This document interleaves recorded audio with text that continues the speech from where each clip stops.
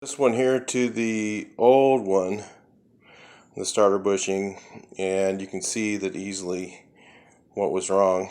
This one is nice and round, way bigger, and the other one's way bigger, worn out.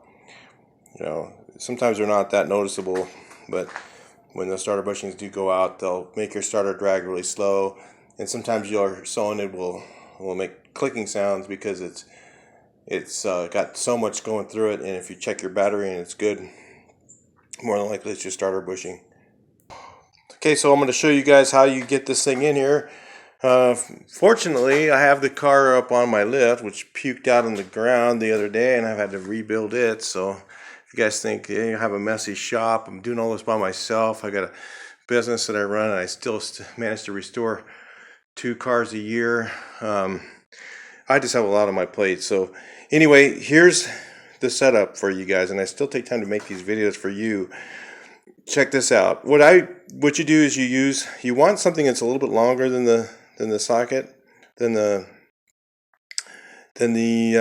bushing, so that you can get it in. You don't have much space in there, but you do need something that will go all the way through like this.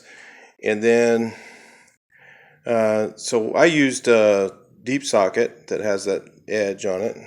You can see that's I think an 8mm, 7mm, something. Yeah, what is it? It is a 8mm.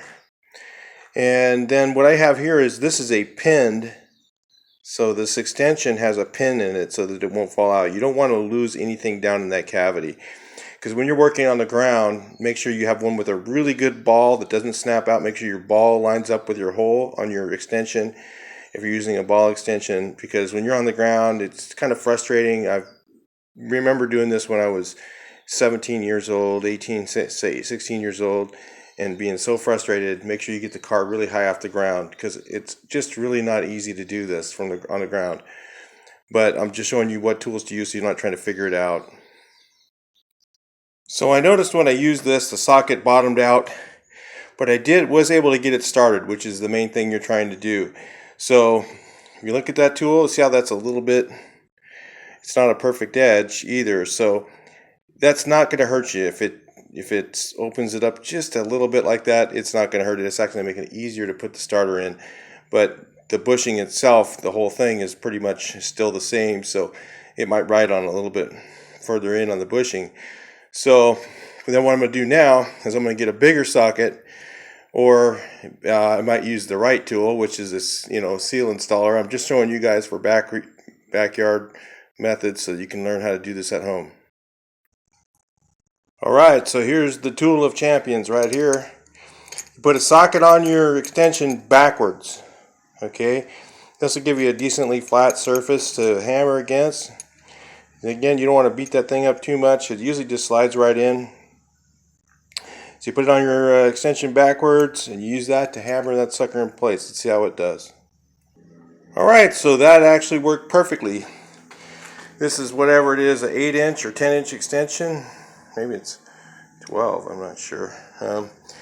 You want a decently long extension, because you got to get it past where the brake hose is. Let me show you, because I'm here where you can look, you can see without having to do this on the ground. So you see your brake hose here. You want to have your hammer, see if I can get it there, in a position where it's right in here. Okay, so your hammer is going to be just like that, because so you want a nice long extension so that you have a place to swing your hammer so you can hit that extension. So even a longer one would be better, and just flip the socket around sideways. Make sure you get it all the way in. Let me show you where it's at. It's right there. It's all the way in, nice and flush, and we're ready for the starter. So that's how you do the starter bushing. That's it.